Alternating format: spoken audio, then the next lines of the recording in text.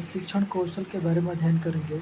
कह रहा है कि प्रोफेसर एन गेज के अनुसार शिक्षण कौशल वह विशिष्ट अनुदेशन क्रिया है जिसे शिक्षक अपने कक्षा शिक्षण में प्रयोग करता है तथा शिक्षण अगर प्रोफेसर एन के गेज के परिभाषा में अगर विशिष्ट अनुदेशन प्रक्रिया आ रही है तो समझ जाना है कि प्रोफेसर एन गेज की परिभाषा है। बस हमें ट्रिक से याद करना है।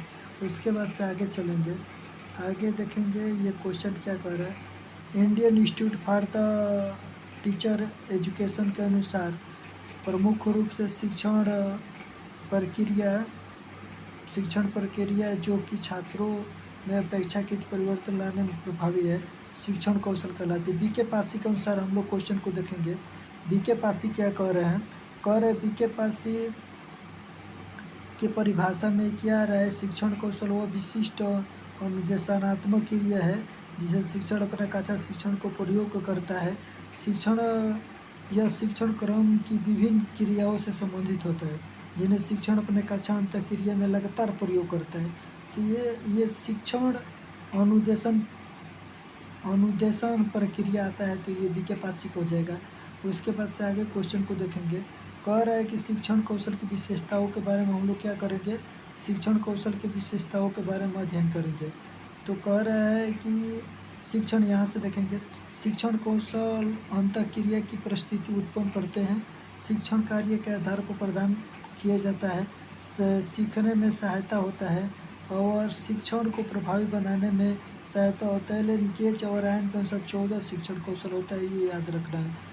और प्रस्तावना कौशल के बारे में, ये प्रस्तावना कौशल पूर्व ज्ञान पर आधारित होता है। तो बस हमें ज़्यादा कुछ नहीं देखना है और यही देखना है कि ये शिक्षण कौशल शुरुआती चरण होता है और ये पूर्व ज्ञान को क्या करता है, नए ज्ञान से जोड़ता है।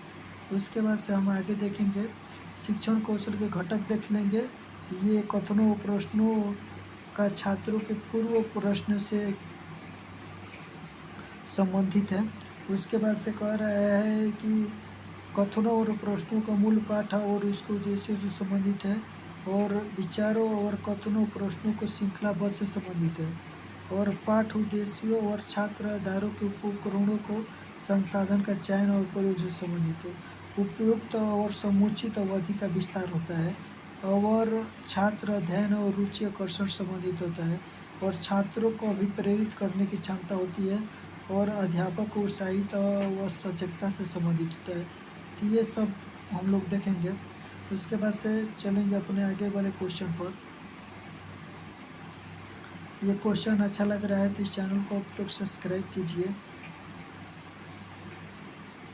ये सब देख लीजिएगा, सभी देखिए ये सब।